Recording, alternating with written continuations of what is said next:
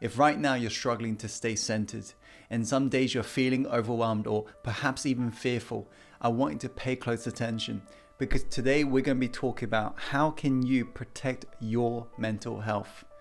With any form of uncertainty that's happening in the outer world, it's important that you take control of your inner world. When you agree, there's a great quote I once came across that I'm going to quickly share with you before we cover these 3 vital steps to you protecting your mental health. And this quote is, it's not about waiting for the storm to pass. It's about learning how to dance in the rain. It's about changing our perspective and upgrading the quality of our thoughts. That way we can upgrade our life, no matter what we're experiencing, when you agree.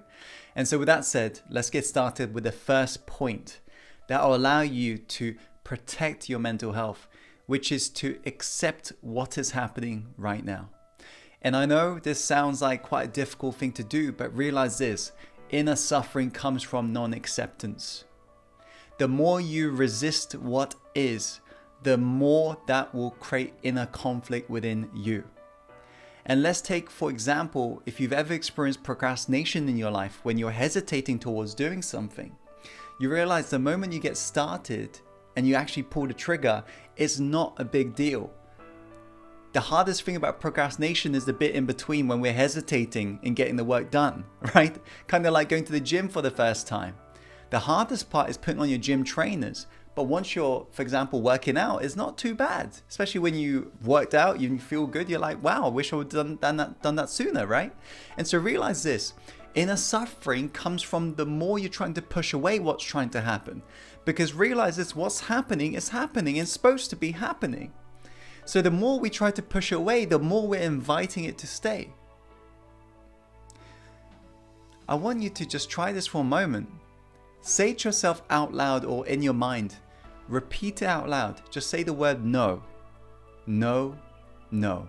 Just keep repeating it as a mantra and just notice what energy you feel when you keep on repeating no, no, no. And you realize your physiology begins to almost shrink. But the moment you just accept and you say the word yes, just say it out loud, yes, yes, yes, yes. And you notice you begin to expand.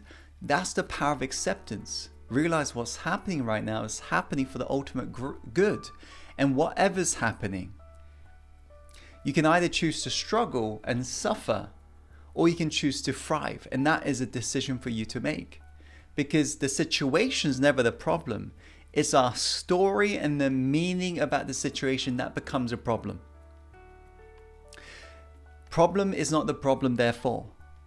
It's the non-acceptance to the circumstances, and that's what we're labeling as a problem, and that is what we actually identify as a problem. So the solution to protecting your mental health right now, the first step, acceptance. Accept what's happening. That way you take back the power. The second step, have a mental detox, because realize you are where you are right now because of what you've decided to put in here. And maybe you've been checking out too many news articles that's putting you in a state of fear. Just a couple of weeks ago, in fact, I was watching more news than usual because I was trying to keep up with the business changes and so forth. And I felt so scared that week, especially with my history of anxiety problems. I began to feel the anxiety bubbling up in my body. So realize what you put in here, especially the first 1 hour window frame when you've woken up and the 1 hour window frame just before you go to sleep. Whatever you put in here dictates what you're going to believe for the rest of the day, rest of the week, you name it, rest of a lifetime if you aren't careful. So this is why we have to have a mental detox. If right now your quality of your thoughts is cluttered, and if right now you're defaulting to negativity, begin to detox. What does that mean? Turn off the news. The reality is, if it's important enough, it will find a way to you. Your friends, your family members will tell you about it. Just turn off the news. Turn off social media if need be. Turn off anything that's giving you negativity right now. And empower yourself with something that is going to make you feel good every single day. That's the second step. Have a mental detox and then begin to rejuvenate your mind with positivity. The third and final step is to take back your power right now by not being a victim. You see, the more you remain in this victim state, and that's the agenda of the news. The agenda of the news is to make you feel powerless. because they want to always make you focus on events that's beyond your control, meaning your energy is scattered everywhere and you cannot take back the power unless you focus on what you can control, which is your behavior, your thoughts, as well as what you decide to see when you are looking, right? Because we don't see life as it is, we see it how we are right now.